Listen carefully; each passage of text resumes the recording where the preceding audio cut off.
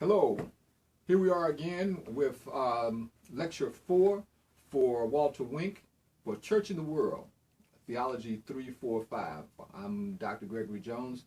We're going to be going through some terms today. We're going to try to get to just war, but before we get there, there's a couple of important things that we need to touch base with the text. Hopefully you've been reading steadily. This section we will look at chapter 4 and chapter 5 and possibly some of chapter 6 in The Powers That Be by Walter Wink. Hope it's a good read for you. I want to talk to you today about some of the terms that we will be utilizing in it.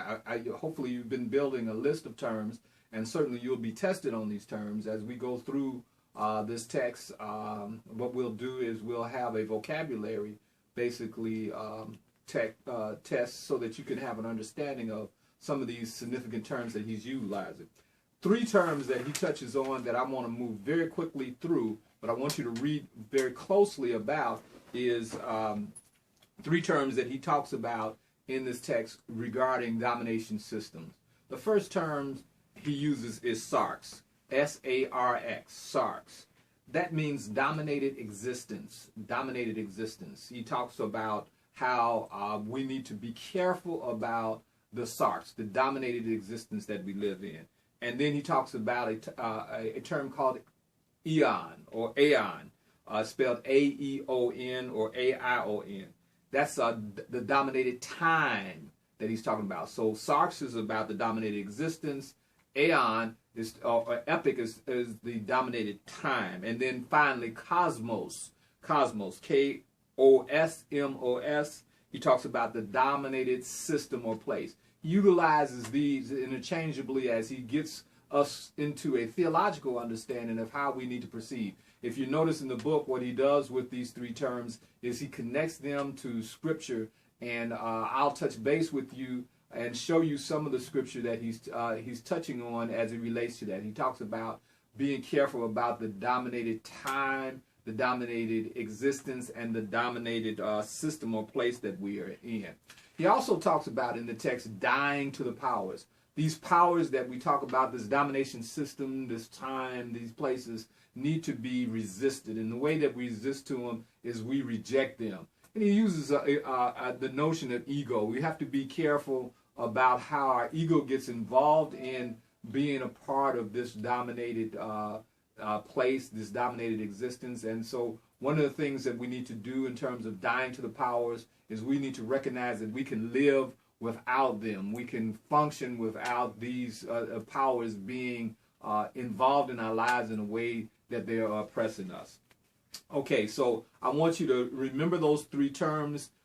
Make sure that you touch base and underline those 3 terms in the text. I will, on a later date, I will actually give you a recommended study guide where you can actually go to the page where these terms are so that you can have a sense of those as well. Sarx, aeon, and cosmos. Sarx, dominated existence, aeon, dominated time, and cosmos, dominated system. Okay, dominated existence, dominated time, dominated system. Okay, let's talk about some things that we see in terms of Jesus responding to this. Jesus has 3 ways that he responds to this dominated system, these fallen powers, if you will.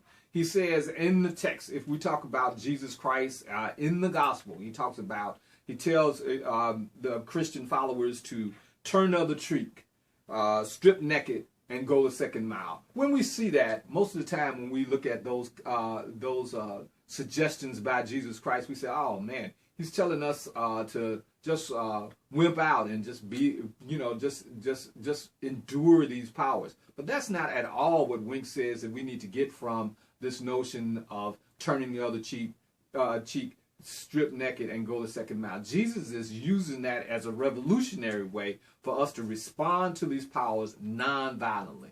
When he says turn the other cheek, very simply what he's saying is do not allow the oppressor to slap you with his backhand.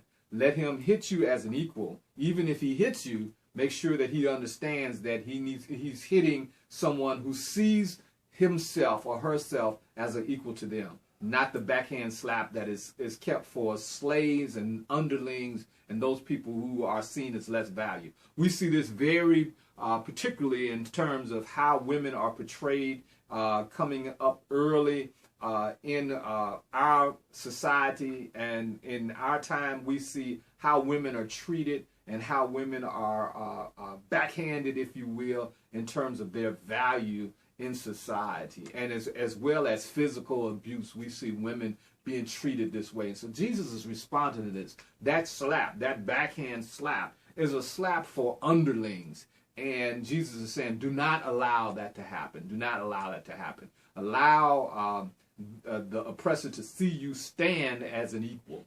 He says, the second is strip naked.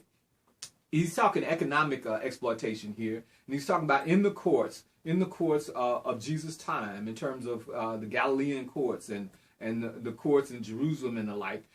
People were taken before folks, and they were basically stripped of all that they have, even in a usurious way. And Jesus is suggesting, he says, now when you have this usurious person in court who is trying to take all that you have, make an example of them and just strip naked in court. And imagine that in terms of the Judaic law and the law of the time. If, in fact, when he asked you for your coat, give him your cloak as well. Give him your undergarment as well, so that they'll see that they are taking advantage of you and that they are, in a usurious way, stripping you of all that you have. Embarrass the debtor in court is what is being suggested. The third aspect of this response nonviolently is go the second mile. This is very interesting because this has to do with Roman law. In Roman law, the Roman soldier can basically conscript individuals to carry his pack, but only for 1 mile. And so Jesus says, carry the second mile. And in carrying the Roman material and equipment more than 1 mile, you're basically breaking the Roman law. Instead of the soldier getting you to do this, the soldier would be so intimidated at breaking his own law till he'll take his own equipment. So Jesus is using these ways to challenge the Roman authority and the authorities of the time in their practices toward those individuals that are being oppressed. So he has this is Jesus, what we call Jesus' third way, that he's saying this is how you respond to these domination systems, these kind of systems that are impacting all aspects of our life, that we need to turn the other cheek, we need to strip naked, and we need to go the second mile to show our resistance to the kind of domination systems and time and existence that we live in. Okay, so moving right along, we're moving right along in the text now, because you should be reading along with this. And if you have questions, you can always email me questions, or give questions in terms of discussion on the Blackboard system. But we're going to talk about some of the principles of nonviolence, and we're going to try to get to just war. The principles of nonviolence, we suggest, is the means must be consistent with the ends. The means must be consistent with the ends. And there must be a respect for the rule of law, and we should not become what we hate. He's extracting this from both Gandhi and from King, and he's basically saying that, the means, we should always not attempt to use violence to make something become nonviolent. In other words, we cannot become that thing which we say that we are against. He says we always need to be, and King gives this over and over again in terms of the pilgrimage to nonviolence and some of the other writings that he's done, as well as his great work that he has done in the civil rights movement. What you always heard about Dr. King is you must respect the rule of law. In other words, you must respect law and order. But you do not have to, there's some laws that are unjust, and therefore, nonviolently, of course, you need to resist those laws. Okay, and then finally, not to become what we hate. In other words, if we see people being violent with us, for us to be violent with them again is not solving the problem. Violence against violence does not do anything but make both of us blind and fall in a ditch. King uses that great verse out of the biblical text to say, dealing with Hammurabi's code, an eye for an eye. Well, if an eye for an eye, a tooth for a tooth is the way that we need to go, then that means that both of us will be blind and nobody will be able to make any kind of change. And so take a strong look at that and see how Wink is trying to apply that to this notion of practical nonviolence, because he's trying to get to the principles of nonviolence and then to a notion of practical nonviolence, how we utilize nonviolence in an everyday way. He's moving toward this notion of pacifism and this notion of just war. So let me take a moment now and share with you just the beginnings of the just war theory so that we could get a better understanding of where he wants us to be in terms of beyond pacifism and just war, which is chapter 7. When we start looking at just war theory, one of the things that we need to understand is that there are several kinds of wars that are being fought. And we see the kinds of wars that he's talking about. He says basically there are wars for a political war or a war for national interests. And he talks about the examples include the Iraqis' invasion of Iran in 1980 and Kuwait in 1990. Then he talks about wars that are fought with machismo or egocentricity. You could look at Saddam Hussein as an opportunist guy who's basically a sergeant in the Iraqi army that is being bolstered by the CIA, that eventually becomes a leader and a dictator of a country. Basically on his own ego and machismo, he wants to do that. And then he says that those kinds of wars are wars that are fought and that are always about the business of dealing with the problems of the individual dictator. So the reality is supporting a political war or a war of national interest or a war of machismo or egocentricity are the three that we are looking at. When he gets to the war, he talks about the notion of what is a just war, and that's what we're going to end with today so that you have an understanding about it. There are basically 10 kinds of rationales for just war, and we're going to take a look at them very briefly. The war must have a just cause. In other words, the war must be something that everybody agrees upon and there's a just cause to fight it. It must be waged by a legitimate authority.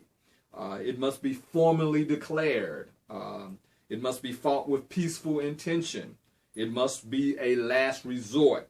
There must be a reasonable hope of success, and the means used must be possess proportionality.